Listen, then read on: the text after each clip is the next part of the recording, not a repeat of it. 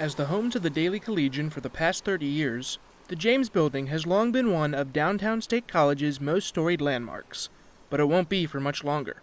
As reported by Center Daily Times, the State College Borough Planning Commission approved plans to demolish the James Building and replace it with the Center for Innovation, Making, and Creation earlier this month. With the new 6-story center expected to house the colleges of Earth and Mineral Science and Information Sciences and Technology, 123 South Borough Street will no longer be affiliated with the College of Communications.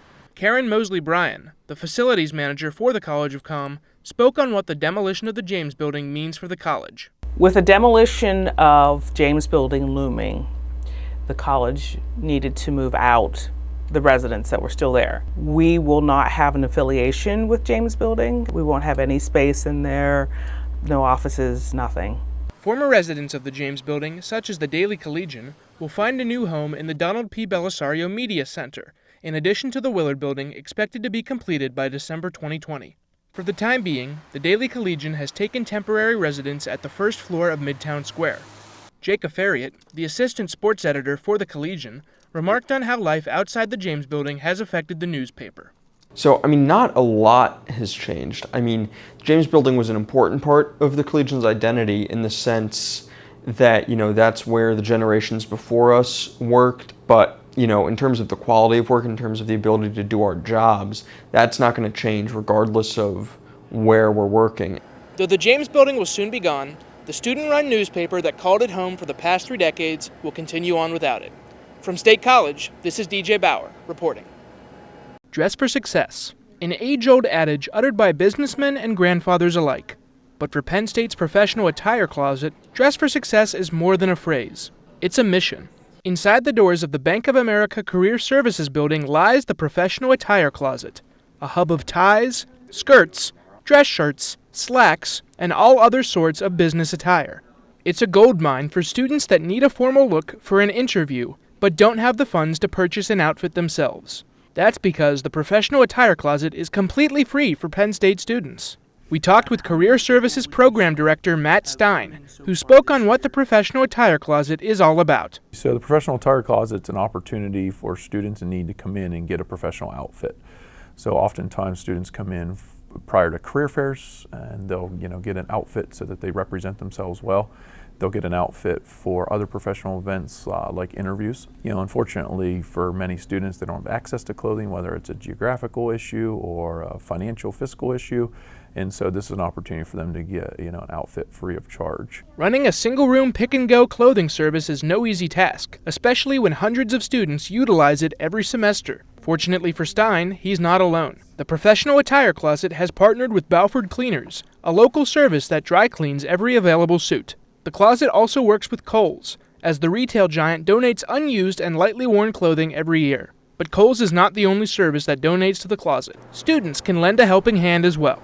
So donations is key, right? And we get a lot of generous support from alumni, from faculty, staff, students that return their clothing after they no longer need it. And then there's also an opportunity to donate monetarily. So information can be found on the Career Services website if you Google Penn State Professional Attire Closet. Donations certainly aren't going unused. According to Stein, approximately 650 students have used the closet this semester alone. He expects that number to only grow in the future. How big do you see the Professional Attire Closet getting? Can it grow even beyond this? Absolutely. So, if we look at the history in 2015, this is prior to me coming on board, the closet consisted of 2 racks of clothing. That's it. It's grown exponentially over the years. And I think it's through those generous donations, from people that allow it to grow. It's rallying behind the support. And at the end of the day, I never want to see professional attire be a barrier to a student getting that internship or getting a job. If you need a professional look for your internship or job interview, consider coming down to the Penn State Professional Attire Closet here in the Career Services Center. Or, better yet, make a donation for a student in need. From State College, this is DJ Bauer, reporting. Welcome back to Penn State Sports Night. I'm Anna Middleton. Alongside me is DJ Bauer. To deliver Bowertology. We're only a weeks away from Selection Sunday, but before we start filling out our March Madness brackets, let's take a look at which teams could potentially be selected to play in the NCAA tournament. So DJ, let's start out with the East region. What's going on here?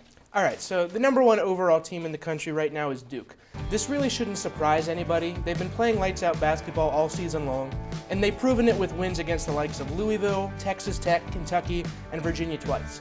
And when you've got players on your team like R.J. Barrett, Zion Williamson, and Cam Reddish, this is one of the best teams in the country both offensively and defensively. It wouldn't be surprised to see them stay as the number one seed and make a push to the Final Four. However, they would have a couple challenges in this bracket. Marquette's been playing very well with Marcus Howard, and so has LSU, and Michigan, who was in the title game last year. So they've got a couple challenges if this ends up being their region. DJ, every year it seems like we have an underdog team that comes out of nowhere. Do you see a team in this region that could be this year's Cinderella? Yes, I do. It's the number 9 seed right here, the Wofford Terriers. They're a very good mid-major team. They're 21-4 overall, with their losses only coming against other tournament teams, and they're still undefeated in their conference.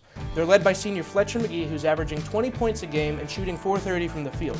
I think that he's going to be the Steph Curry or Kemba Walker that gets an underdog like this on a run. Now, of course, if they were able to get out of this first round here against Texas, the next matchup would be against Duke, which, as we know, is no easy task. But this game would be played in Columbia, South Carolina, so it's essentially a home game for Wofford. If there's any mid-major that can pull off an upset of that magnitude, it's Wofford. Now let's move to the Midwest region. Here you have Tennessee as a number 1 seed, despite the fact that they just lost to Kentucky. Why do you still have them at top? Well, whenever you're analyzing these teams, you have to look at their full body of work, and Tennessee really stands out with the rest of them. They've only got 2 losses this year, coming to 2 very good teams in Kansas and Kentucky, and they've got wins against Gonzaga and Louisville. So Tennessee is a top 5 program, and I think they should stay at the top on this 1 seed line. If they do stay at number 1, though, they'll have a couple challenges in this region. Michigan State, even without Josh Langford, is expected to be very good. Kansas has had a couple problems this year, but they've remained a powerhouse in the Big 12. And other teams like Louisville, Auburn, or Iowa, they can get on streaks too. Now, you never mentioned Villanova. They won it last year. Why didn't you mention them? Well, Villanova is a team that I think could potentially get back into it, but it's going to be difficult. They are the defending national champions, but they lost a whole bunch. Jalen Brunson, Dante DiVincenzo, Michael Bridges, they all went to the NBA. But they do have some senior power in Eric Paschal, Phil Booth, Drew Cremo, and Jay Wright's an excellent coach, and his team really seems to turn on the heat coming March, so I wouldn't be surprised, honestly, if Villanova made another run. Up next is the Midwest region with Virginia at number 1. Virginia made history last year by becoming the first ever number 1 seed to lose to a 16 seed. Do you see them doing this again this year? I don't think so. I mean, this is a team that is very good, both on the defensive end and considering how they make you play basketball, slow. They're very good in that too. If you want to beat Virginia, you're going to need to adjust to their level, and that's really tricky. Of course, the road to the Final Four is never an easy one. Who do you think could cause some trouble for Virginia? Well, on this side of the bracket here, a team that I could see causing some trouble is Wisconsin. Now, Virginia did play the Badgers earlier this year and escaped with a 7-point win. But when John Wooden Award possibility Ethan Happ is on the court, being a senior for Wisconsin, that's always very difficult out. Another team that I could potentially see causing some trouble is Houston.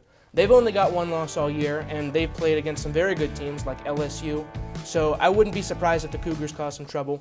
And of course, we have to mention Kentucky. I mean, this is a team that is a blue blood in the tournament, led by John Calipari. He's a national championship winning coach. I wouldn't be surprised if Kentucky made a run for the title too. Finally, we have the West region. Here you have Gonzaga as the number 1 seed. Yeah, this Gonzaga team is especially a very good team. They've had some good teams in the past, but I think this may be the best team that there's ever been. This is national championship material right here. They beat Duke, they took Tennessee to the wire, and they're averaging wins in conference by 28 points, which is absolutely unheard of. Even with Killian Tilly injured, they've still got a starting rotation of Clark, Hachimura, Perkins, and Norvell. Nobody wants to play them in March Madness. Not Purdue, not Nevada, and not even North Carolina, who beat them earlier this year. Now, we've been talking about the top teams for a while. Let's talk about the bubble. Do you think it will change? Yeah, I think it would probably will. This is a weak bubble year. Not many of the teams hanging around the bubble, I think, could make like big runs in the tournament or anything. But there are a couple teams that are in consideration. Alabama and Nebraska are just outside of it. So is Temple. Indiana's been on a losing streak, but if they're hot, I think that they'll get back into it. And even Arizona State, who's been crazy inconsistent with wins over Kansas and losses to Penn and Washington State, they could sneak in there as well. So there's still plenty to decide with almost a month left to play. All right, that will do it for Bowertology. As we approach Selection Sunday, stay tuned to find out these projections may change over time. If you just can't get enough of Bowertology, be sure to check out bowertology.com blogspot.com with updates coming every Sunday and Thursday morning. For DJ Bauer, I'm Anna Middleton. Thanks for watching. Wheeler leaves it for Stevens. Once again, thinks about the three, goes inside, around the world and in, off of the iron and into the hoop. Lamar Stevens puts the lead up to 10 once again. Carr quick to get back on offense, cuts into the paint, now inside for Hurt. Hurt gets blocked at the line, and the rebound corralled by Oturu. He'll get the dunk instead. Wide open in the corner for Brockington, no good, but Hara gets the board. And now Stevens will try his luck from the three, and he gets it. Lamar Stevens sinks it from downtown and ends Penn State's scoring drought. That shot rebounded by Oturu and blocked by Watkins. Penn State gets back on offense. Quick transition, Mike Watkins under the hoop, bounces out and in! The slam dunk for Mike Watkins puts Penn State up 7. Wheeler tries the three, and he's got it. Jamari Wheeler drains the tray, and the Nittany Lions lead by 8. For the first time in comm radio history, the Penn State Nittany Lions men's basketball team is ranked. Welcome, ladies and gentlemen, to the Bryce Jordan Center for today's matchup between number 23 Penn State and Central Connecticut State. For comm radio, I'm DJ Bauer. Nittany Lions back on offense. Dredd leaves it out for Jones. Attempt from three is good. 7-0 lead for the Nittany Lions off that Myron Jones bucket. Now Brockington goes for the transition layup and gets the and one. Off the glass and in. And he'll go to the line to shoot one more. 42-22 with that Brockington put. And Hara with the opportunity for the alley-oop dunk, and he gets it. Lamar Stevens has it on the far side. He cuts into the paint, goes post to post, and he's got it. 45-24 in favor of the Nittany Lions on that Stevens transition. Another pass back to Jones. Jones goes inside for Stevens. Stevens lays it down. Big man slam dunk for Lamar Stevens, and Penn State's got 51.